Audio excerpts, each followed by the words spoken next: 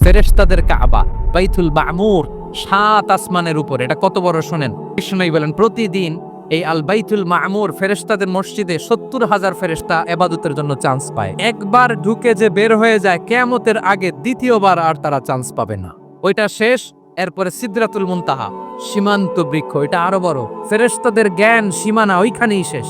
এর উপরে কি হয় ফেরেশতারা আর জানে না। সিদরাতুল মুনতাহার এরিয়া শেষ, এরপরে শুরু হয় আল্লাহুল মাহফুজ, কোরআনের বাড়ি। এটা মিন দুররাতিন বাইদা, সাদা ঝকঝকে ডায়মন্ড দিয়ে আল্লাহ বানাইছে। আমাদের সবার তাকদীর ভাগ্যলিপি ওইখানে লেখা। ওইটা শেষ, এরপরে শুরু হয় লা জামান লা মাকান এরিয়া। ওইখানে কোনো জামান নাই, মাকান নাই, no time no space area শুরু। ওইখানে কুরসি, যেখানে আল্লাহ পা রাখেন বা কুদরতি পা রাখেন।